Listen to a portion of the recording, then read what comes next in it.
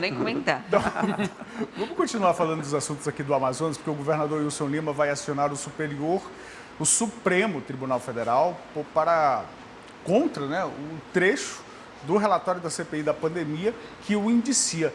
Dante, qual é o argumento do governador para apresentar esse recurso? Será que ele vai entrar questionando a jurisdição do Senado em relação a isso? É o mesmo argumento que ele utilizou naquela ação que ele ingressou lá no STF, né, para não depor, né, para não ir prestar o depoimento na CPI da pandemia, lembrando que ele teve o depoimento marcado, né, foi o único governador de fato a ter o depoimento marcado, né, mas conseguiu no STF a liberação da presença lá no Senado Federal durante os trabalhos da CPI. Ele ingressou com esse recurso, com essa ação no STF para retirar do relatório final o trecho que o cita, que pede seu indiciamento, por entender, né, no entendimento da defesa do governador, que a CPI não teria, por ser do Senado, não teria essa possibilidade legal de pedir o indiciamento de um governador do Estado, que esse pedido de indiciamento de um governador do Estado caberia à Assembleia Legislativa aqui do Amazonas. Então, esse é o argumento principal do governador nesse recurso apresentado pelos advogados dele ao STF, né? Então, ele trata disso que você falou mesmo, dessa uma questão de jurisprudência, de onde fica a atuação. Inclusive, a gente, quando entrevistou aqui o senador Omar Aziz, aqui no Manhã no Ar, ele chegou a comentar, né, sobre isso, que o governador estaria respondendo por duas coisas semelhantes, mas são dois mecanismos, né, de resposta diferentes. Ali era uma atuação, o primeiro indiciamento que houve contra ele, que ele inclusive é réu agora, veio por parte de uma operação e não do Senado. Nesse caso, vindo do Senado, ele questiona essa argumentação aí que é apresentada pela CPI. Aqui na Assembleia Legislativa, a gente teve uma CPI que também investigou fatos semelhantes ali da pandemia, que acabou não pedindo o indiciamento dele, né? Se fosse pedido o indiciamento naquele caso, esse argumento que ele apresenta agora cairia por terra, né? Mas, como foi pelo Senado...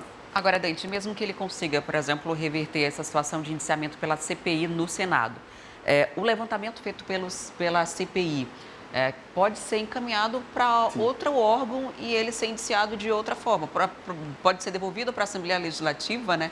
Pode ser encaminhado para o Ministério Público, outro órgão que estaria dentro da sua jurisprudência poderia usar os fatos e evidências levantados pela CPI para fazer uma denúncia contra o governador, né? Exatamente, esses atos, todo o relatório, tudo que consta no relatório hoje é público, inclusive eles entregaram ali para alguns órgãos, vieram aqui no Amazonas, aqui no MPF e no Ministério Público do Estado também, entregaram essa documentação. Então, essa documentação, que inclusive em muitos momentos sequer é citada de forma mais abrangente ali no relatório, né, ela pode ser usada para que o Ministério Público entre, né, com algum tipo de investigação e ofereça uma denúncia à Justiça, né, trocando essa ordem, né? Tipo, não seria a CPI oferecendo a denúncia à Justiça, seria um Ministério Público, um órgão ministerial que tem toda a legitimidade para isso. Tem, né? E a CPI, ela não é terminativa, né? Exato. Ela não pode fazer muita coisa além de fazer o levantamento dos dados, como foi feito. Mas qualquer órgão, até a própria Polícia Federal, como usou os dados da CPI, da Assembleia Legislativa, para depois deflagrar operações,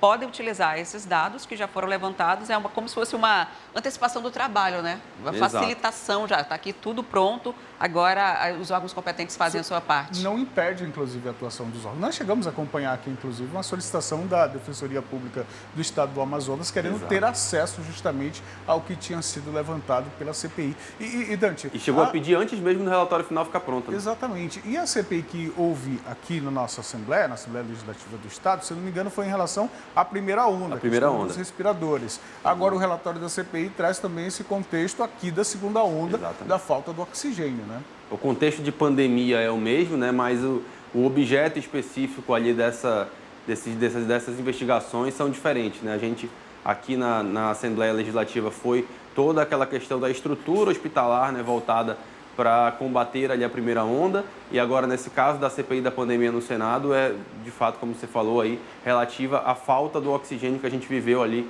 em janeiro desse ano. Tem um outro ponto que eu estava esquecendo de citar aqui, que também é levantado pelos advogados do governador Wilson Lima, que é a forma como o nome dele foi colocado no relatório final, né? A gente lembra quem acompanhou aqui com a gente lembra que no primeiro relatório, digamos assim, na minuta, digamos, do relatório final, o nome dele não constava, não aparecia. Inclusive, o Amazonas era muito pouco citado no relatório de uma CPI que começou por conta da investigação da falta de oxigênio aqui no estado. Então, e foi pública a pressão feita pelo senador Eduardo Braga, né, para que o nome do governador Wilson Lima fosse incluído no relatório final. Então, ele questiona também essa forma, né? Interesse político por Exatamente. trás, né?